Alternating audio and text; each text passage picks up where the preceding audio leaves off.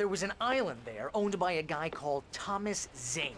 Now, some of the articles I found about him make him out to be a famous writer, but I ran a bunch of searches, couldn't find a single thing he wrote. Zane was heavily into diving, so much so that the place came to be called Diver's Isle. But the volcano under the lake erupted in 1970, and Zane went down with the island. Yeah, how about that? It was there in the morning, as if it had fallen from the sky. But it would take a tornado to lift something like that. We're damn lucky it didn't crush any of the trailers.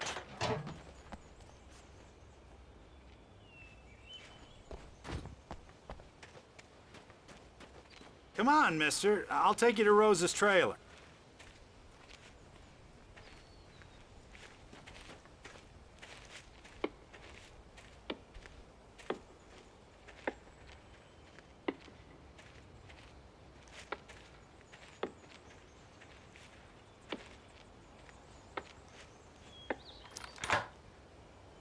It gets better. A local girl, Barbara Jagger, drowned in Cauldron Lake just a week earlier. They were lovers. Sure, Jagger's a local spook story. The Scratching Hag comes for you in the dark. Childish stuff like that. Anyway, Al, I'm just getting to the best part. All of the articles about this stuff were written by Cynthia Weaver. I asked around, and she's that crazy bag lady you met. Yeah, anyway, she knew both Jagger and Zane before they both died, and she had some kind of a breakdown.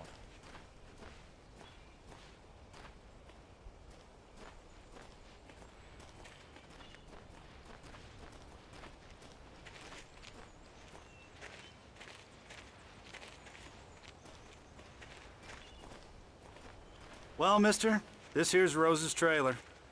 You mind me asking what you want with her? We're just here to talk to her, pal.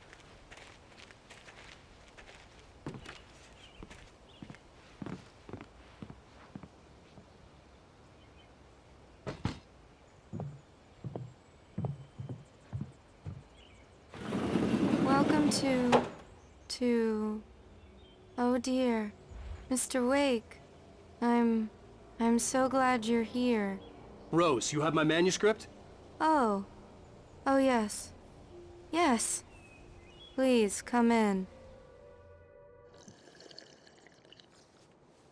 Hey, this is really good. Rose, Yes, my manuscript. I really need it. I understand. I know what you need. A muse to inspire you. Oh, for Barry. She doesn't have anything. Yeah, hey, Al. Al, what's... Oh... Barry! What?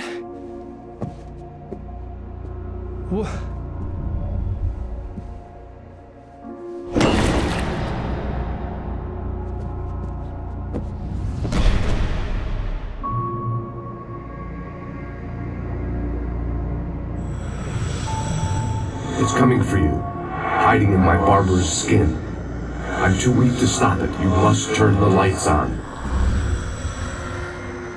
I promised I'd come visit you and your lovely wife. You must finish what you started. I insist. You must turn the lights on. Turn the light on. Back to work, boy.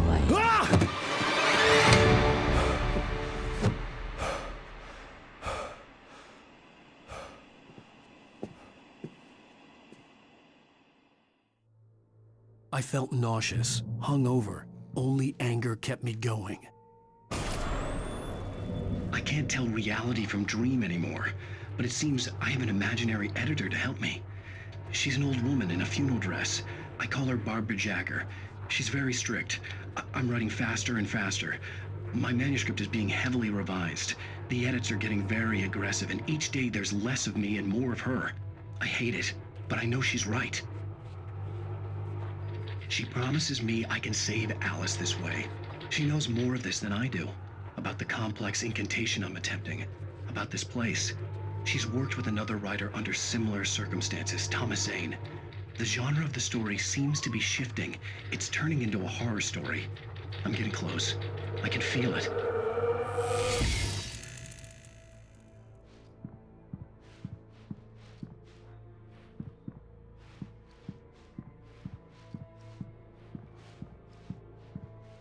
Rose took a day from me. I had less than 12 hours left to meet the kidnapper.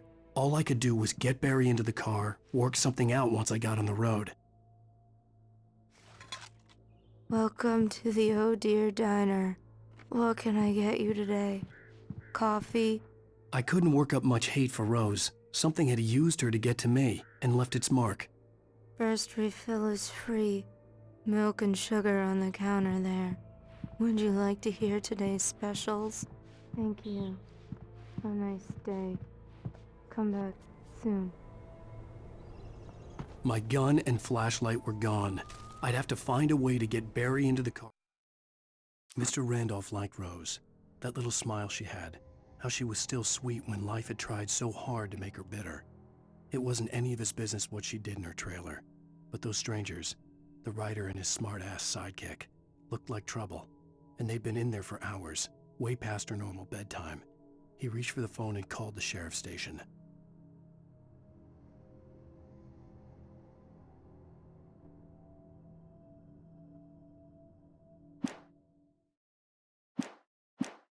As quickly as possible.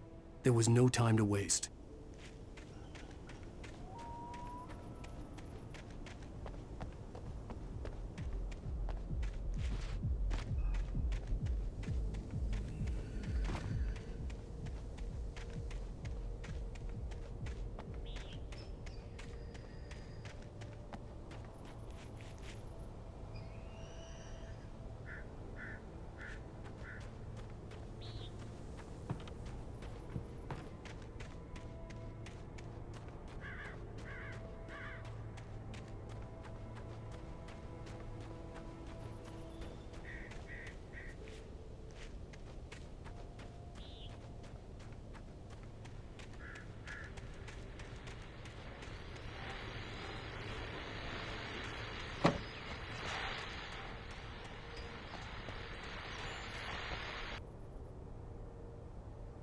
I just stepped outside to catch a breath of fresh air, and let me tell you, the weather's getting heavy.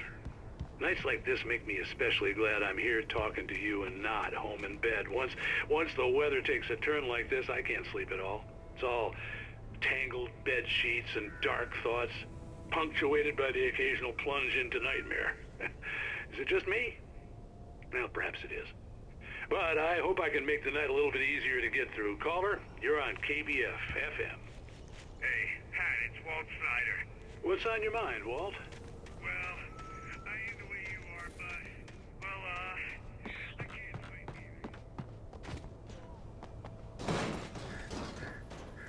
No, but, I ain't been drinking either, you know, I just... Well, you sound like a man with a problem, Walt.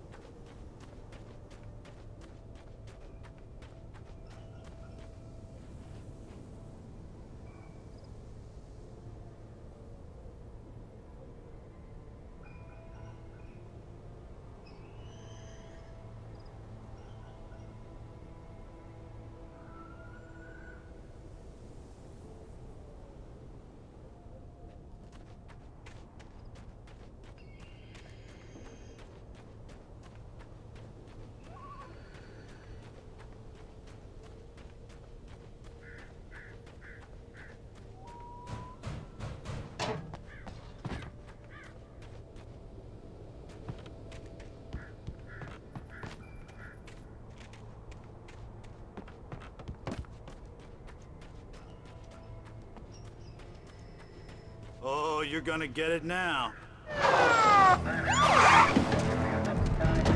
God knows what you've done to that poor girl. This is Agent Nightingale, FBI! Get him up, Hemingway! You're under arrest! You move a muscle, I'll unload right in your goddamn face! Stay right where you are, Blaine!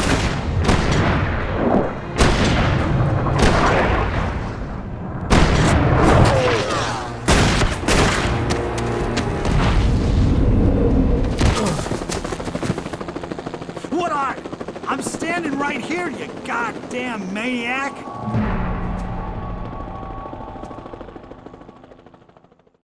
I hated to leave Barry behind, but there was no way I'd miss my appointment with the kidnapper. Give it up, Mr. Wake. Come on. Make it easy on him. Get after him! Don't let him get away! Move it! Move it! Move it! I'll have your chance if you let him get away!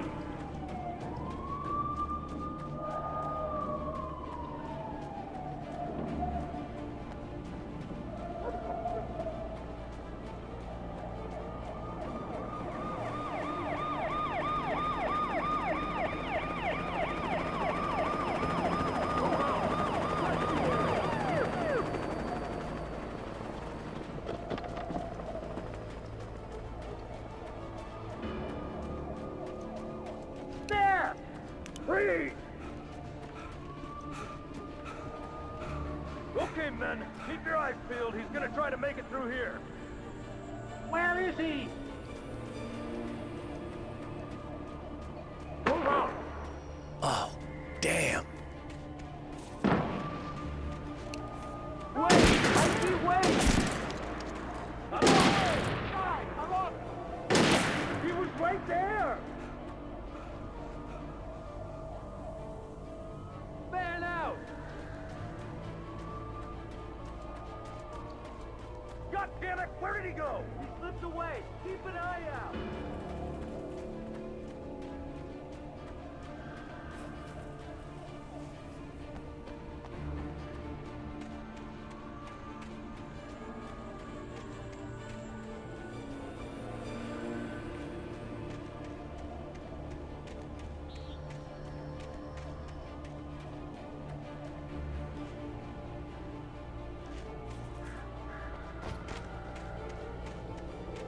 He's gone.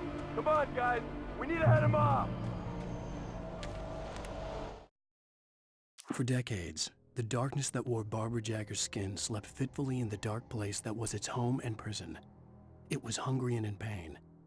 It dreamed of its nights of glory when the poet's writing had called it from the depths and given it a brief, terrible taste of power and freedom. The rock stars had stirred it from the deep sleep the poet had sunk it back to in the end. When it sensed the writer on the ferry, it opened its eyes.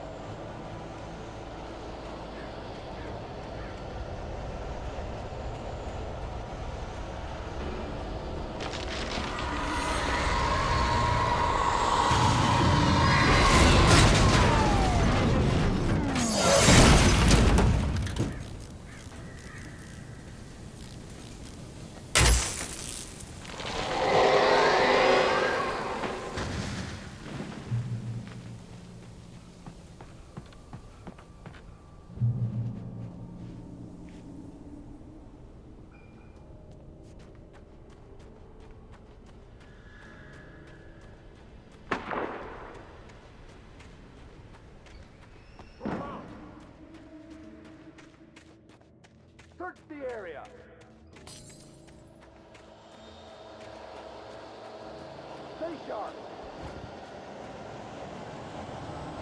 This way. Over here. Hey, who's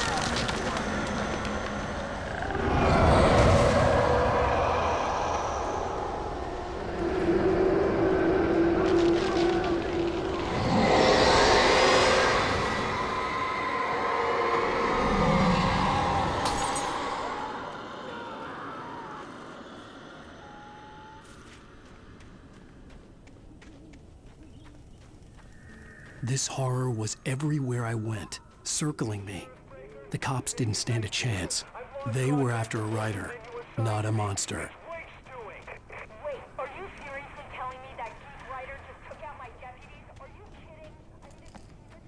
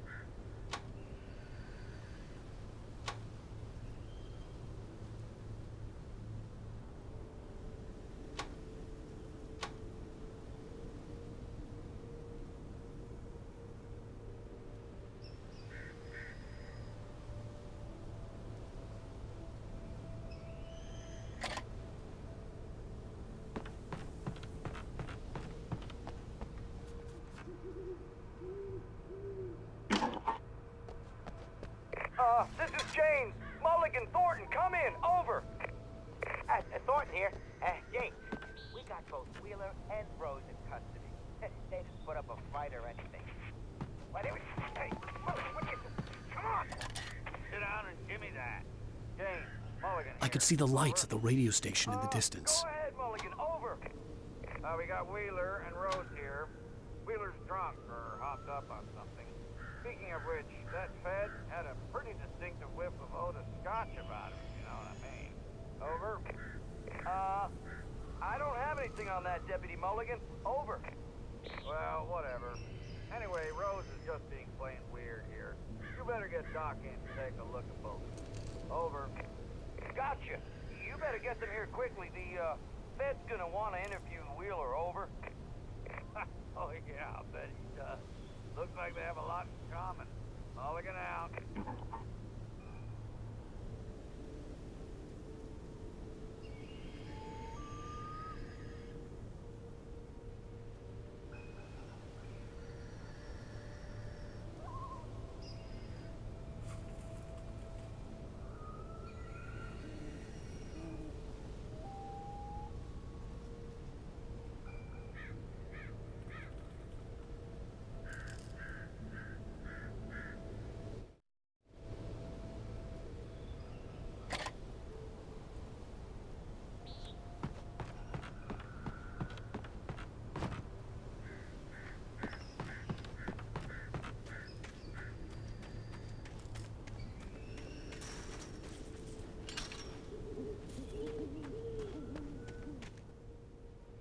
I imagined that the broadcast tower in the distance was part of the local radio station.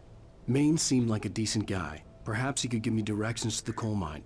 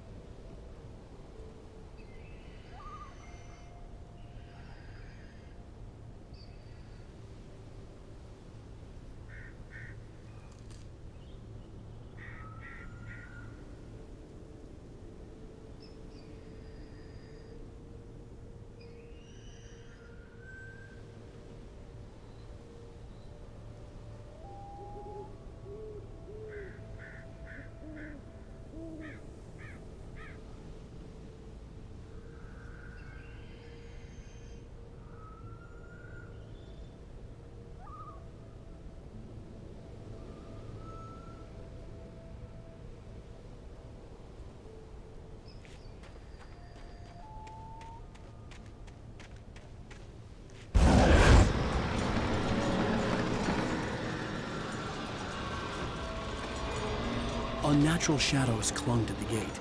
The darkness that was after me was trying to stop me. I wouldn't get through without a light.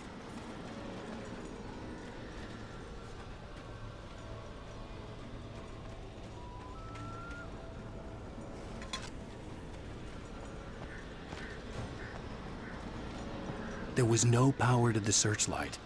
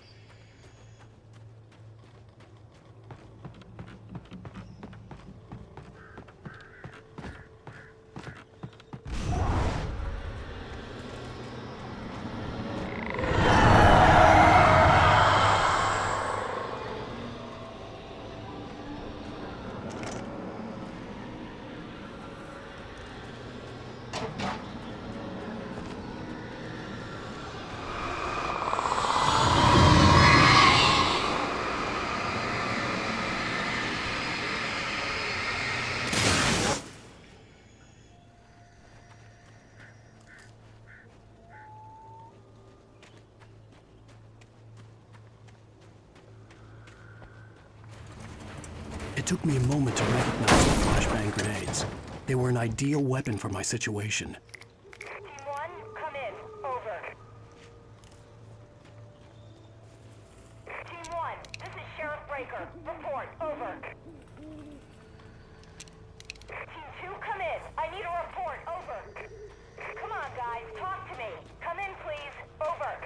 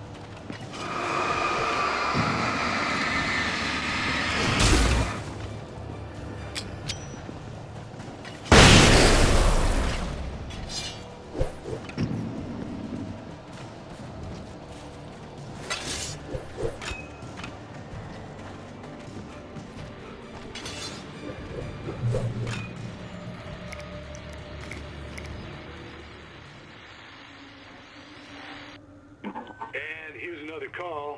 You're on KBF-FM with Pat Maine. It's Milt Peabody, Pat. What's on your mind, Milt? Well, I live near the trailer park, Pat, and there's a big ruckus going on over there. Well, that's just up the road from me, too. What's going on, do you know? I don't know, but there's a bunch of police cars there, lots of sirens, helicopters buzzing around, and I think I heard some gunshots. Gunshots? Yes, sir, like from a pistol. So can you find out what's going on? Because it's just next door and they're popping off guns there. They're still shooting? No, it was maybe 10, 15 minutes ago. It sounds serious, Pat. I'm telling you, it don't sound like no party.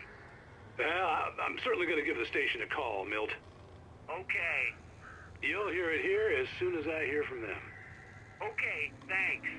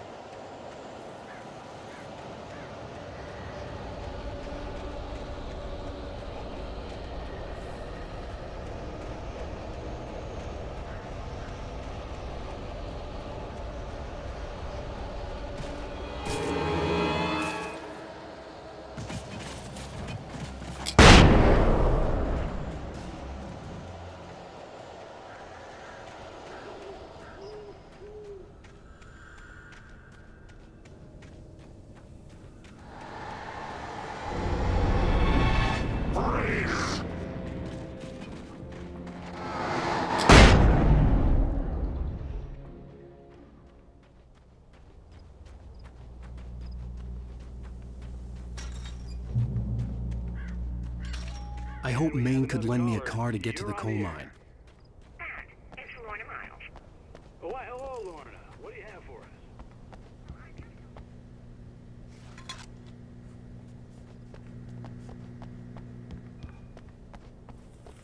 Things like that. I mean, what do you expect? The sheriff should be helping us normal citizens instead of wasting resources on those people. Well, Let the try to sort themselves out. I'm sorry, but my granddaddy settled in Bright Falls in 1911.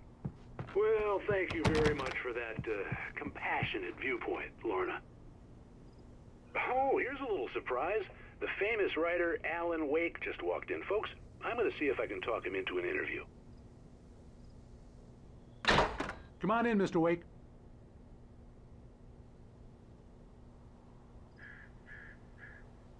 It looks like Mr. Wake is going to need a moment before we can talk, so let me give you a little background while he prepares himself. You've all heard the name, of course. Alan Wake is the author of a very successful series of Alex Casey crime novels. He's changed gears, though. He's now working on a horror story.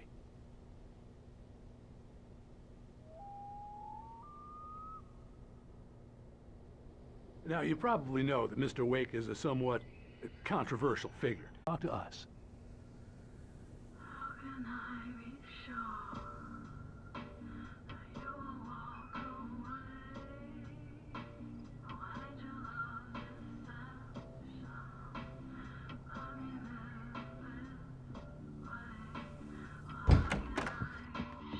Oh, I'm so glad you could find the time to do this, Mr. Wake. Nowhere to run now, Dan Brown. You back away from me. Don't hurt it. Whoa, everyone calm down. Put the gun down. We're all friends here, right? Cool your jets, Nightingale. We got him. Dude, freak! What the hell's the matter with you? There's a civilian in there.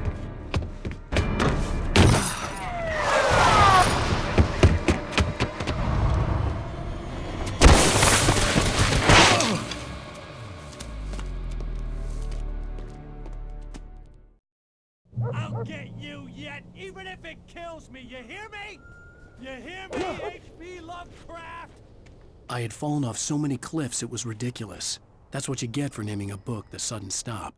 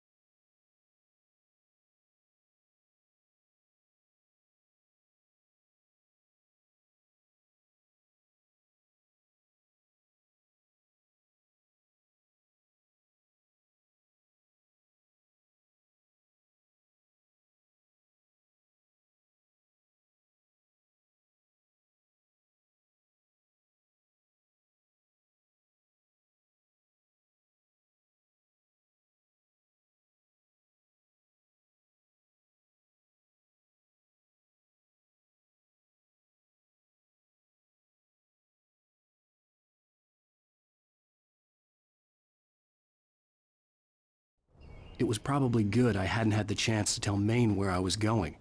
I'd have to lose the cops and find my own way to the mine.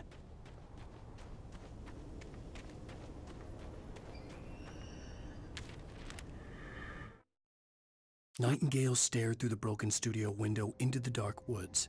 He turned around, started to walk out, but Maine grabbed his arm. "Young man, you almost shot me. You don't shoot off rounds at people like that. What's the matter with you?" Nightingale shook his arm free, marched out. His cheeks burned with rage and humiliation.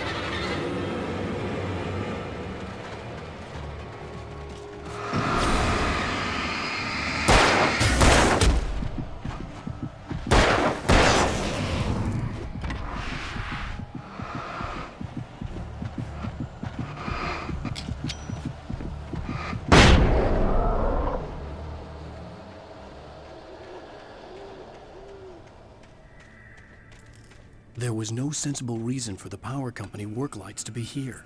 It was almost as if they'd been left for someone like me to use.